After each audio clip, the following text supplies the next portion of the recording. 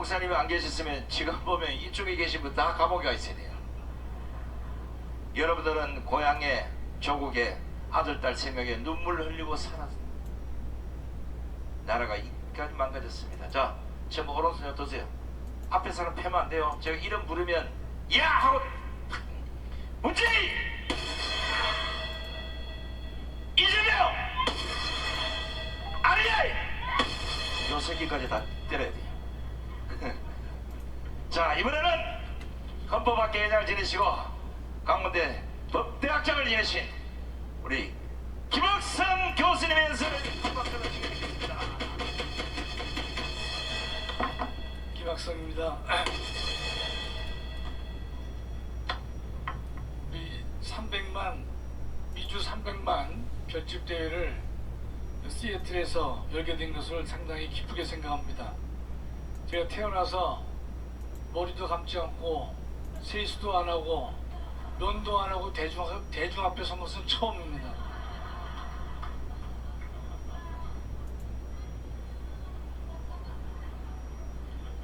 농담이시죠? 예. 지난 5년간 문재인은 대한민국의 헌정 질서를 근본적으로 파괴했습니다. 신현복을 존경한다고 그랬고, 대한민국 건국 48년 공국을 부정했고, 김원봉을 국군의 뿌리라고 했습니다. 또 문재인은 2020년 제주 추모사에서 제주는 먼저 꿈을 꾸었다는 이유로 처참한 죽음을 맞이했다. 그들의 꿈이 우리의 꿈이다. 이런 대한민국의 정체성을 부정하는 망언을 한 것입니다. 국민들이 가만히 있으니까 2021년도에는 한 걸음 더 나가서 제주도당 남도당 제주도당이 중심이 되어서 대한민국의 건국을 부정하고 대한민국의 건국을 방해한 그 반란 세력에 대해서 진압한 대한민국의 군경을 국가 폭력이라고 정의를 내리기도 했습니다. 우리 전광훈 목사님은 문재인 정권하에서 3번이나 투옥을 당하셨습니다. 제가 가장 가슴 아픈 것은 목사님께서 첫 번째 목 수술을 하셨는데 이 목 수술이 실패가 돼서 첫 번째 수술이 끝난 다음에 팔을 제대로 쓸 수 없는 상황에서 목사님이 법정에서 발언을 잠깐 하고 온다고 그랬는데 법정 구속을 시켰습니다.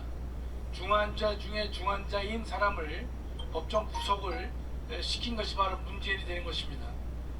제가 2019년으로 기억하는데 문재인은 그 당시는 제가 전 목사님을 몰랐는데 신문에서 봤는데 광화문 집회를 했다고 해서 법정 최고형으로 처벌하라는 것을 제가 신문에서 뚜렷이 본 바가 있습니다. 그때 저는 전 목사님을 몰랐지만은 대한민국의 대통령이 특정 개인에 대해서 사법권을 무시하는 검찰과 법원에게 결정적인 압력을 가하는 그런 발언을 한다는 것은 직권남용죄에 해당하는 것인데 그거를 마음대로 저지른 인간이 바로 이 문재인인 것입니다. 문재인 정권 5년 동안 대한민국 국민 지도자들은 아무도 말을 하지 않았지만 우리 전광훈 목사님은 문재인의 오만을 꾸짖었습니다. 또한 문재인과 주사파들의 탐욕 또한 꾸짖었습니다. 동시에 문재인 정권에 대해서 교회와 국가를 탄압하는 문재인 정권에 대해서 침묵하는 교회와 목사들에 대해서 책망을 아끼지 않았습니다. 우리에게 의로운 분노가 무엇인지를 가르쳐준 분이 바로 전광훈 목사님이십니다. 그들은 전광훈 목사를 신체적으로 감옥에 가두긴 했지만은 전광훈 목사의 의로운 분노까지 감옥에 가두지는 못했던 것입니다. 그렇다면 우리 모두는 나도 전광훈이다 라고 말할 수 있어야 할 것입니다. 전광훈 목사님이 중심이 되어서 5년 만에 정권을 교체했습니다.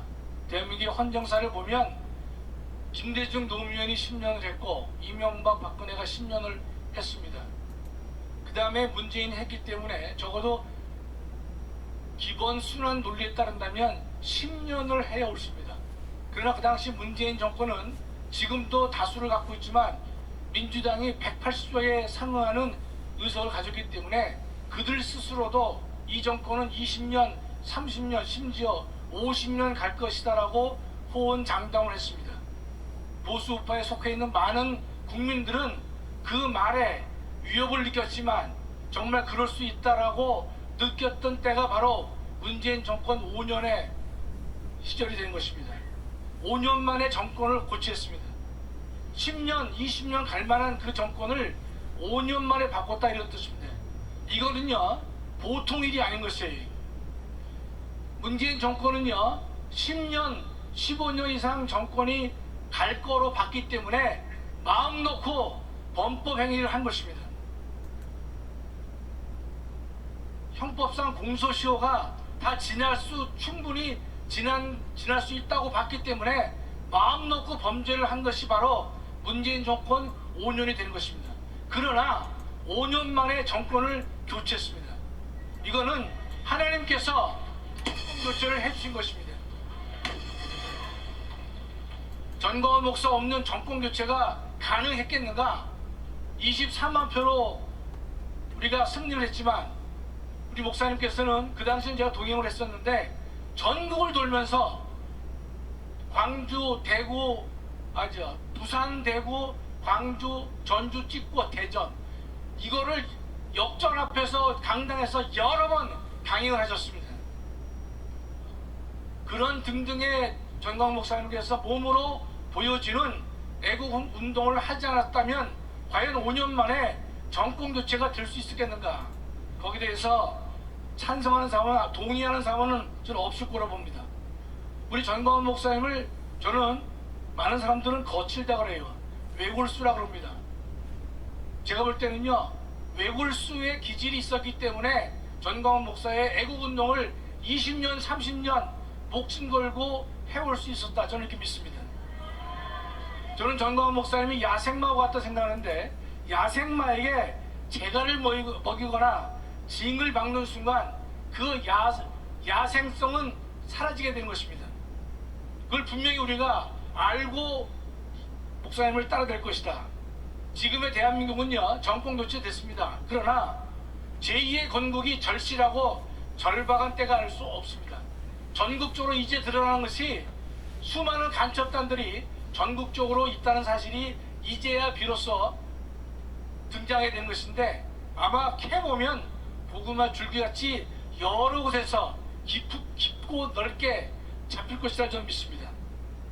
대한민국은 이승만이 건국했고 박정희가 일으킨 이 대한민국의 존립 자체를 걱정하는 그런 지경에 그런 위태로운 상황에 우리가 처해 있는 것입니다. 대한민국의 존립을 걱정해야 될 위태로운 지경에 우리가 있는 것이죠. 전 목사님은 정권 교체를 이루고 지방선거를 승리로 이끈 다음에 새로운 아젠다가 뭐냐? 내년 총선 200석으로 압승해서 대한민국을 근본적으로 고치자는 아젠다를 제시하고 있습니다. 또 하나의 아젠다는 마지막 아젠다는 200석이 됐을 때는 우리 5천만 또 8천만의 결애들의 가장 수건인 자유통일이다. 이런 것을 말씀하고 계신 것입니다. 마지막입니다. 혼자 꿈을 꾸면 단순한 꿈에 불과합니다. 그러나 함께 꿈을 꾼다면 그것은 현실이 된다고 저는 믿습니다. 우리 미주 300만 동포는 전광훈과 함께 꿈을 꿔야 된다. 이렇게 믿습니다. 감사합니다. 네, 수고하셨습니다. 우리 김학선 교수님 가만 보니까